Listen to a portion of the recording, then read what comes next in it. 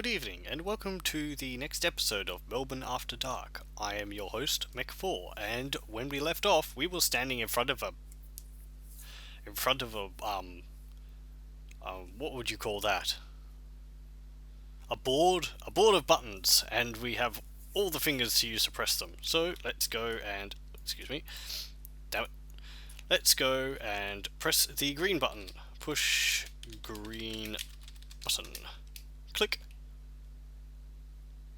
Okay, that did something, and we don't know.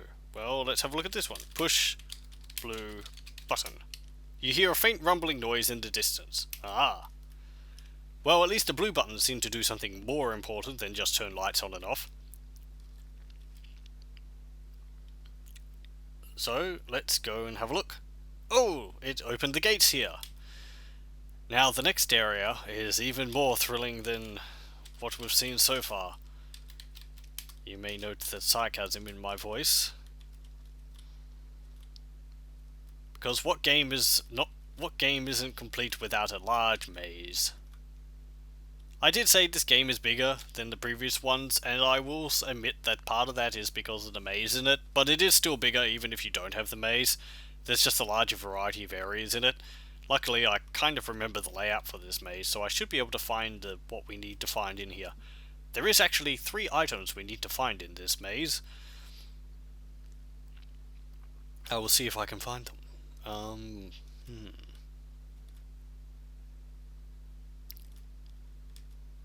We go up here.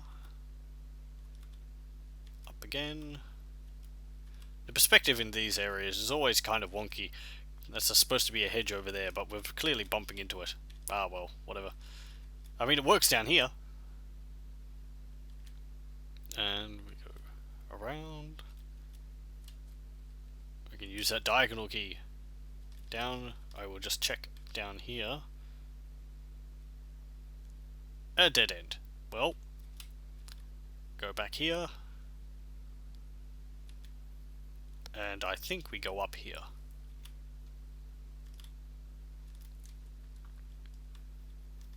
Yes, here's the first item. It's a purple thing, a blue thing on the ground. Look. You're in a maze of twisty little paths which are all alike. If any of you get that reference, well done. If you don't get it, it's from the very first adventure game called Cave Adventure, which used the same style of message when you looked around in the game. Anyway, you can also see a gun. Yes, there's a gun here. Get gun. Okay. Wow, we have a gun now. Things are really serious in this game if it allows the protagonist to get armed.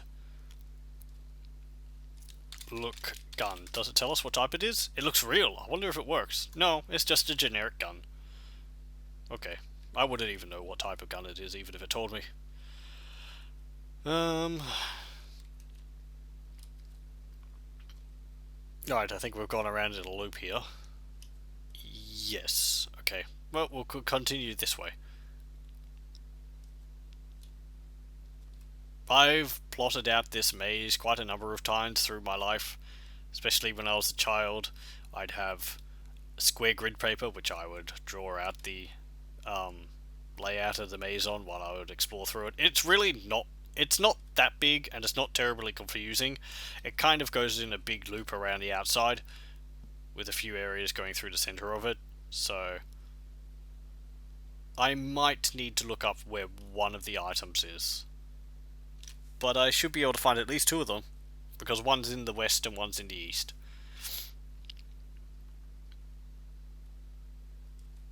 I will check down here.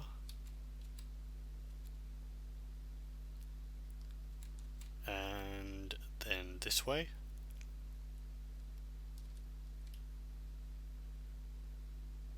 I think I'm just going back at this moment. Hang on.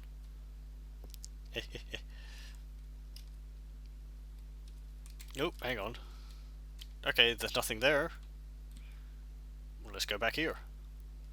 Thankfully, unlike some of the King's Quest games, if you're in the maze, you will not actually die of dehydration or anything like that.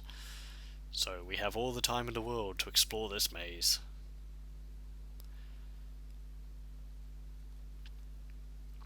This maze was also a source of minor fear when I was a young kid. Ah, here's something else. What's this? Look. You are in a maze of twisty little paths which are all alike. You can see a bottle. Get bottle. Okay. Look. Bottle. It is a clear glass bottle. A label is attached with the word serum printed on it. Well, as I was saying, yes, this maze was a minor source of fear when I was a child, because, of course, with your imagination running as it always did when you were a young kid, I would always imagine that there would be enemies which could spawn in this maze. Of course, they never did, because there is no enemies in this maze, but the potential was always there, in my mind. There is one more item which we should be able to find in this maze. I think it is,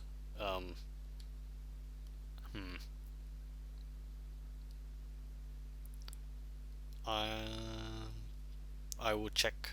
It's not up there. That way is the dead end. And then we go over to here. Did I go up here? I think I did. That leads up into the loop around, doesn't it? Yes. So I'll go back down. I know it's in a dead end. Go up. We'll go left. And we'll go up again. If I don't find it soon, then I will stop the video and I will meet you back when I've looked at a brief map. And I'll come back to you. Okay, well, I will stop the video here for the moment and I will come back to you. So, see you soon. Okay, hello, I'm back and I've managed to find the last item. After looking at a map, I was able to navigate the maze with quite a bit more ease. Look! You are in a maze of twisty little paths, which are all alike. You can also see a bell. Get bell. Okay, it is rather mean of the developer to hide 3 items within the maze, but, oh well. When I was a young kid, I had a lot of time to figure out this maze, so I will show.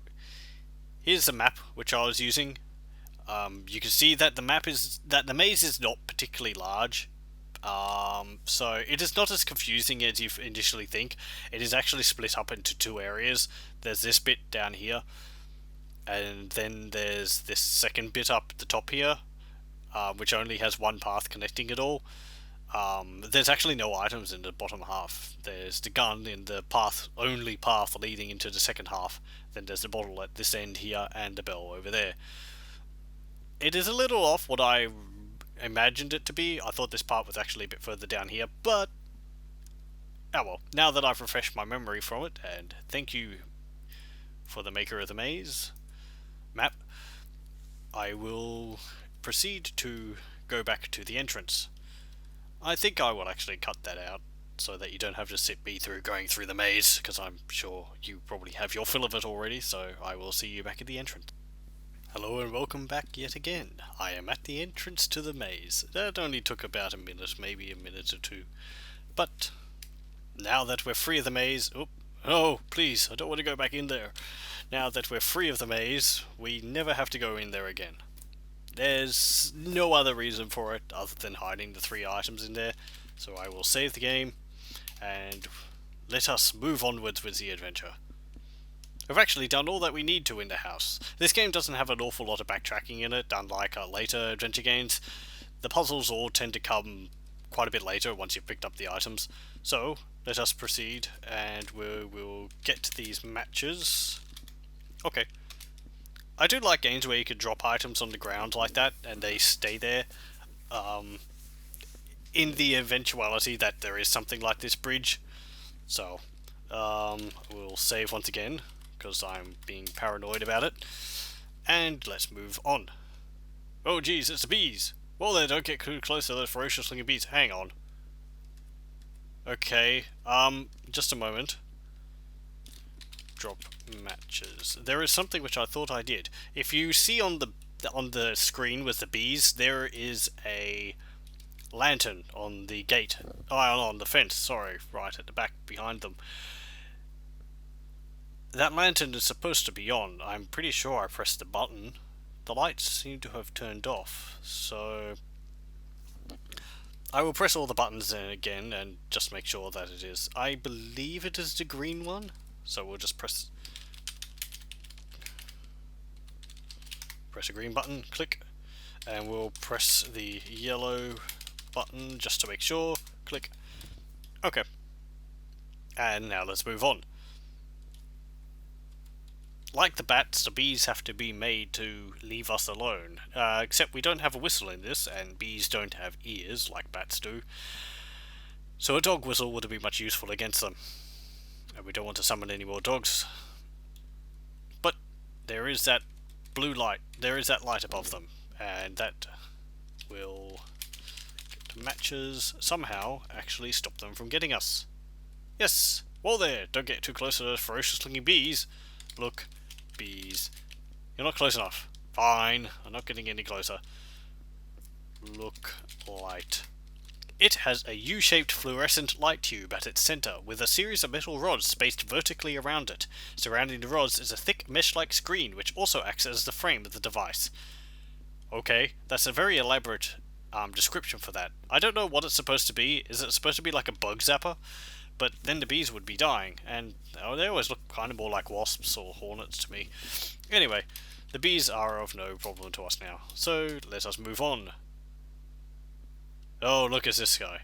There is a strange old man sitting on a mushroom in the middle of the field. He looks curiously familiar. To the player, not to Penelope. I don't think she would have seen him. As he sees you, the old man's face twists into an evil smile. He waves his hand, and suddenly you are gripped by an irresistible force, pulling you towards him. Ooh-er. The old man speaks. Ah, welcome to my field, my fine young friend. I have been waiting for you. I am well aware of your quest, and I would hasten you on your way. However, before I let you pass, I must satisfy myself that you have the experience to handle the dangers that lurk through yonder pathways. 'Tis true I am familiar to you, though our paths have not ere crossed. Thy friend Hugo did answer my simple questions in a different time and place. For you, sweet Penelope, no trifling questions or petty riddles. For you, I have in store the most awesome imponderables imaginable. Art thou ready? Your first subject will be geology. Specifically, I shall be asking questions relating to plants and ferns of the Silurian period and the Paleozoic era. Here is the first question. Excuse me. While the old man is clearing his throat, you seize your chance. Not having Hugo's patience, you decide to take matters into your own hands. Grabbing the old man's wand, you smartly whack him over the head with it and carry on your merry quest. Ugh. Look. Old man. He looks at least 200 years old! And he is currently unconscious.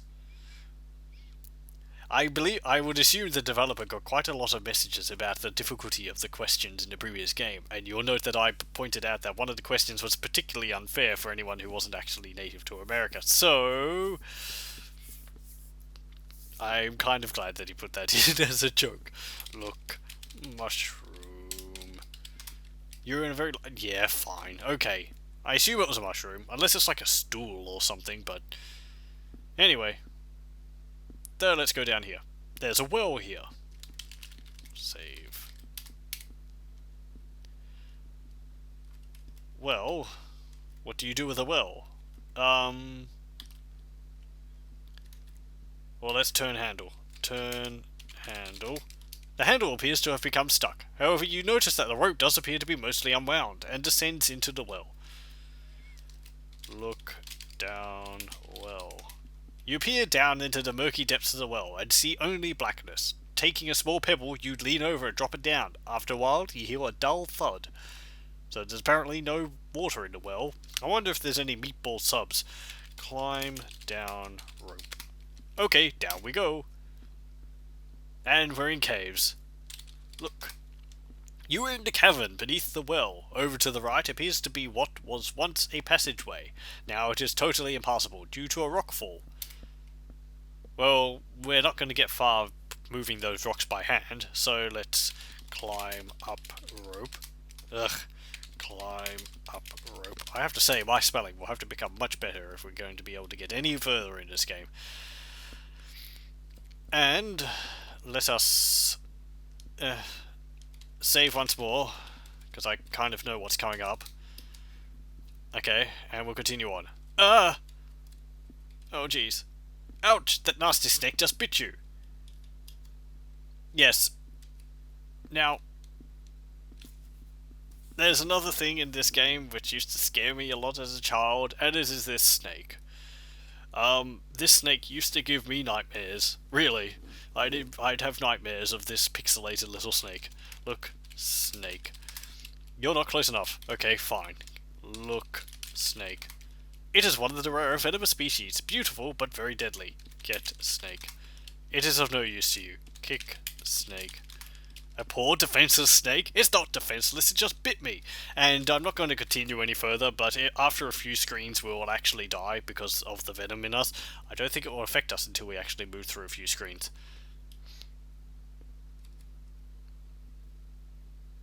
Anyway, whatever. Yeah, we're a ticking time bomb and we're going to die, so I just got to restore it. And you may remember, in the maze, we got, look, bottle, some serum. So, what do we do with serum? Why, we chug the whole bottle. Skull. You feel a tingling sensation for a moment, then it subsides. Okay. Haha, snake. I have got the better of you now. Ouch, the nasty snake just bit you, but it doesn't matter. And the snake will just keep following us.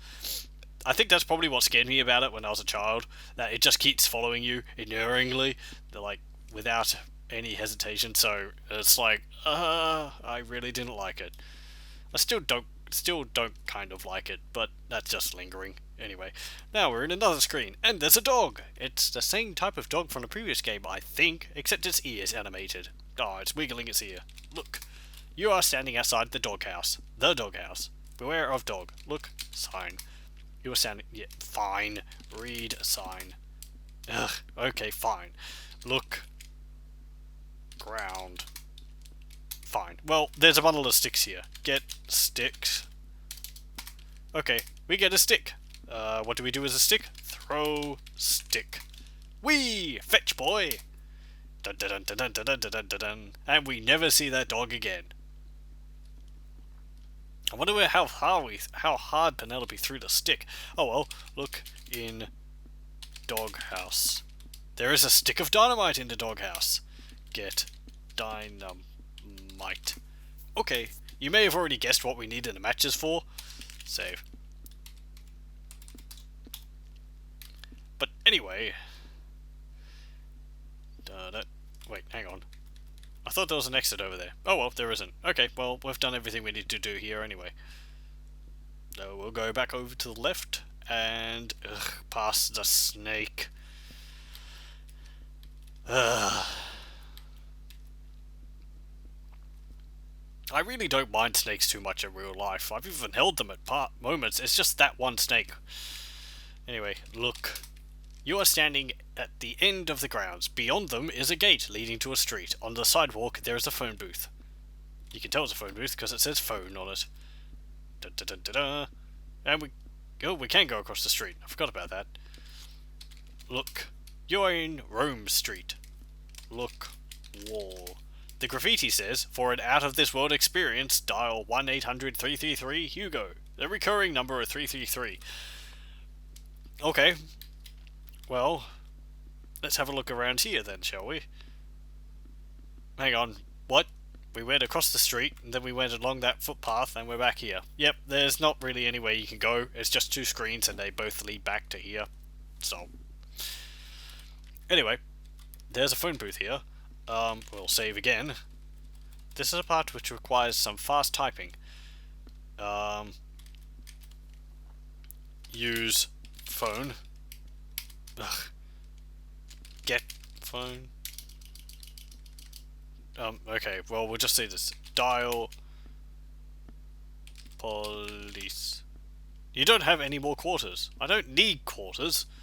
Do I need quarters? No, I'm pretty sure I don't. Dial 999. What? Look phone. Get quarters. Fine, whatever. Dial 1-800-333-HUGO. You don't... I'm pretty sure I don't need money. Or am I wrong on that?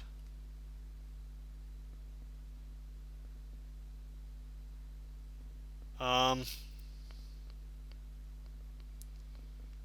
well, I'll continue on with the next part of the game. I'll probably might have to come back to this at a point. I'm pretty sure I don't need money.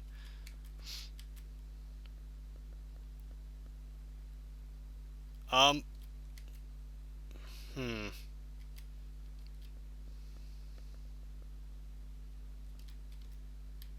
Anyway, moving on. I'll just save it here. And climb down rope. Okay, down we go. And now we're down here. Okay, what we do is drop dynamite. Okay. Now, this part is tricky. We have to light dynamite. And then we have to run over here and climb rope. Okay, up we go. Kaboom! You hear a muffled explosion and the ground shudders for a moment beneath your feet under the awesome power of PC Speaker. Yes, that part has to be done quickly, otherwise you die. Not with any animated explosion, it just comes up and says you're dead because of the explosion. So, we climb down. Climb down rope. Okay, down we go. And we find that the rocks are blown to pieces. I kind of think that if you wanted to blow up rocks with dynamite, wouldn't you have to like drill a hole into the rocks so that the explosion rips them apart? If there was an exploding just next to them, it might dislodge some, but not do much. Anyway, now there's 3 paths under here. You are in an underground cavern. You can see 3 passageways, as well as the entrance you came through. I will save again. There's not really any reason for me to be saving so much, but just in case. Oh, what's this? Look.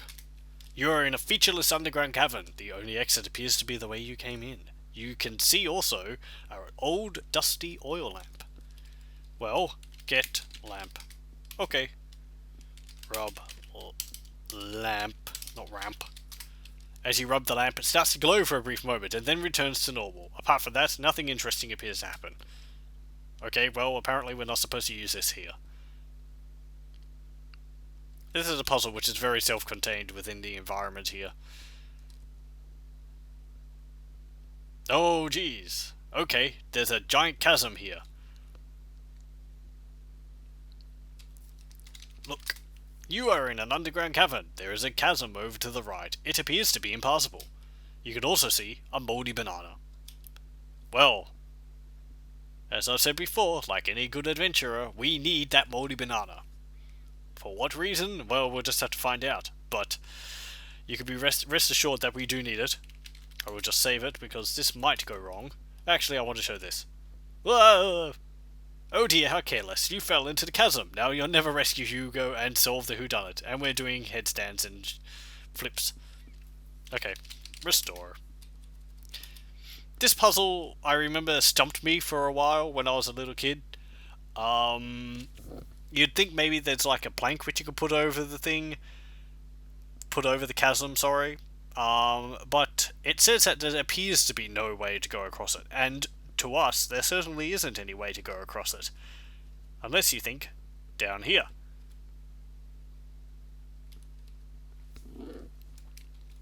Get banana. Okay. We need that banana. More than Batman does. So, yes, that's the solution for the chasm. There's not really that much more to say about it. It's a sneaky thing. And there's a chasm. Sorry, not a chasm. I have chasms on the mind. There's a tunnel here, and then there's a staircase here.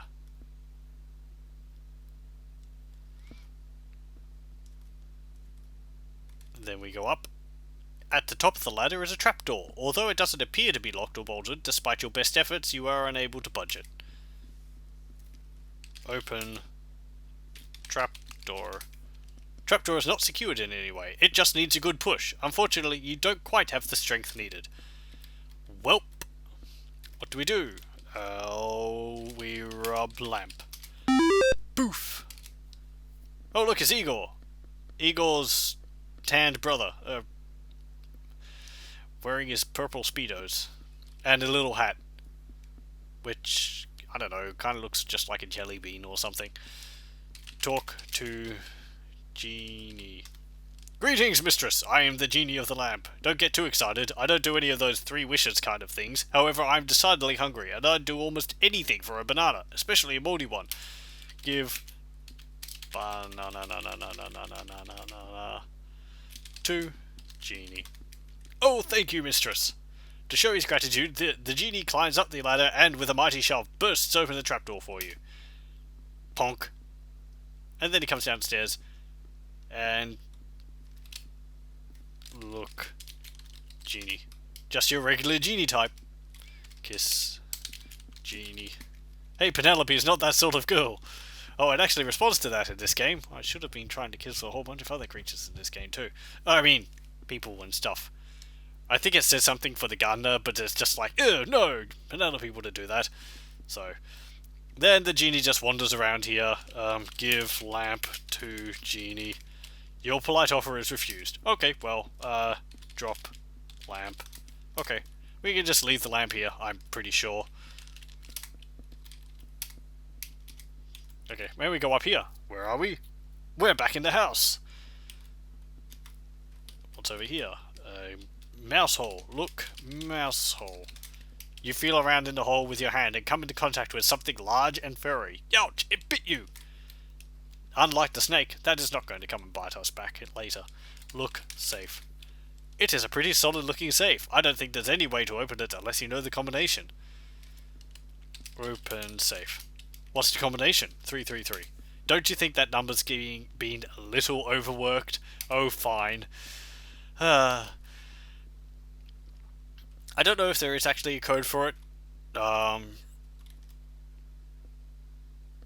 well, this is a nice sitting room. Look, this is the living room.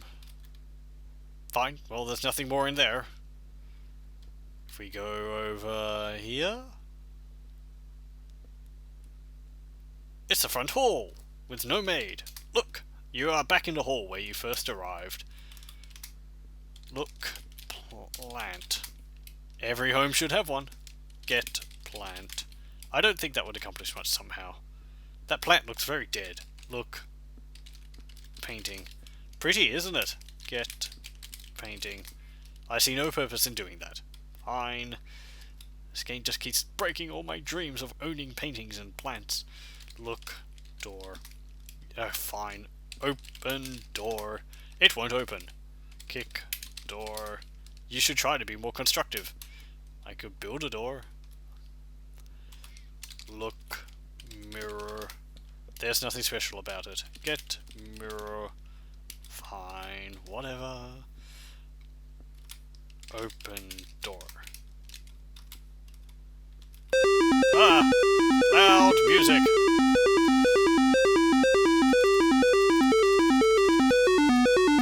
Okay, before it goes any further, talk. Man. Oh, hello. What's that you say? A murder? Oh my. Oh dearie me. Poor great Uncle Horace. Tee. Oh my. Ha ha ha ha. Chortle. Ha ha ha ha ha ha ha. Ho ho ho ho ho ho ho ho. Hee hee hee hee hee hee.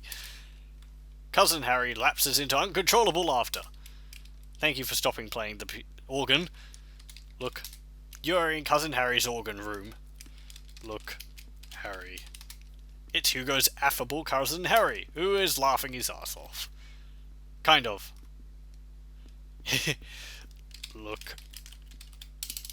Painting. Pretty, isn't it? You say that about all the paintings. Look, window. Oh, come on. Can't you look out the window in this game? We were able to do it in the previous one. Nope. Oh well. Oh, he's having a fit. There's nothing back there. And there's nothing back over to the left either. Now what do we have to do? Oh, we'll go into here. Open door. I will save. Here, actually. It's great uncle Aunt Hester. Everyone in Hugo's family is named up with a H. She greets you. My dear Penelope, it's so good to see you. Why, I was just thinking about you. Come over here. Now, wouldn't you join me in a little drinky poo? You must try my special homemade elderberry wine. I guarantee it will knock you off your feet. Yes. Oh, would you like some? Yes. Good girl. Wait a second while I fix it. Okay, well, there's an envelope on the table there, and we want to have a look at it. So, read, letter. Quietly opening it, you quickly scan it. It appears to be a letter from Hester's attorney concerning the life insurance policy on Great Uncle Horace. Feeling rather uncomfortable about reading other people's mail, you return to the envelope without reading any further. That just gets us some points. Here you go. Bottoms up, as we say. Hester hands you the drink and you gulp it down in one. Because it's been 3 hours since you've had a stiff drink. Phew-wee! That drink certainly had a kick to it. You hand your glass back to Hester, who takes a swig of her own and continues. Ah, that hit the spot. Now, did I ever tell you about the time I worked in a French vineyard at the head wine taster? No? Well, it was like this. Blah, blah, blah, blah, blah. Look, you are in Great Aunt Hester's room, with no bed. Because all she does is drink all day. Blah, blah, blah, blah. Look, Hester. It's Hugo's lovable Aunt Hester. Look. Bookcase. As you grasp the book, you think you hear a rumbling noise. However, it was just a plane passing overhead. Anyhow, you look at the book, which appears to be a book on how to cook fish. It flops over to the chapter on fish. You start to read a menu for baked red herring, then put the book back rather sheepishly. Thank you, developer, for wasting our time. Look. Shelf. Yeah, fine. I just leave. Aunt Hester's into her cups and she won't be of any use to anyone for hours. Well, we'll save again. That bit can be a little tricky because you have to read the envelope before she turns back into a drunkard. No, before she turns back and gives you the cup. It's the maid! With her hair blending perfectly into the yellow cupboard. She appears to be looking intently at something. Sensing your presence, she deftly places whatever she was looking at into the cupboard and turns to face you. Ah, Madame Penelope, you startled me. I hope you enjoy your little rest. Très bien. Now, did I ever tell you the story of where I was? How you say, the can-can dancer at the Moulin Rouge in my hometown Paris? No? Well, it was something like this. Blah, blah, blah, blah, blah. Yep, and the character just keeps yakking on. Blah, blah, blah, blah. Look. Cupboard. The maid is in the way. Besides, it's rude to interrupt. Yeah, but it's not rude to walk out on them. You're boring. I'm taking my business elsewhere. There's a grey stain in front of the window. That maid doesn't do a good job cleaning the house. Look. You are in the room adjoining the parlour. Look. Cat. You see nothing very interesting about it. Okay, fine. It's just a cat. Look. Pole. It appears to be made of wood, having a square base and an upright post nailed to it. Both pieces are covered in old carpet remnants, with a small circular piece of carpet tacked onto the top of the post. As interesting as this is, though, I can tell you it has nothing whatsoever to do with the game. Oh, it's a cat scratch pole. And the cat's intently staring out the window. Well, what do? We save the game, because there's things here which I'm not entirely sure whether if you do them once it messes up the game, you should get it wrong. So we ring bell for no particular reason. Ding dong. Oh, it's you. I thought it was Great Uncle Horace ringing for me. Oh well, excusez-moi, madame. I must get back to the parlour. And yakking. To nobody in particular. Okay, well, ring the bell. The bell calls the maid. Well, what do we do with this? Well, we rub catnip on bell. The cat is starting to look very interested now, but not quite enough to investigate. Give bell to cat. That definitely has got the cat's attention. Slowly at first, then more and more excitedly, the cat starts to play with it as it gets hopped up on catnip. Okay, now we have to get out of here. blah blah blah blah. Ding dong! Oh, excusez-moi, madam. I hear Great Uncle Horace ringing for me. Don't go anywhere. I'll be right back. Okay, now we have to look in cupboard. This was one of the parts which actually allowed me to learn how to spell and type really quickly when I was a young kid. Searching the cupboard, you find what the maid was hiding. It appears to be an old photo album. You pick it up. Look album. It contains several old photos of Hugo as a child. One photo in particular catches your attention. It shows Hugo was a young girl of about the same age, standing in front of a huge pointed tower. Something about the girl strikes you as being very familiar. Put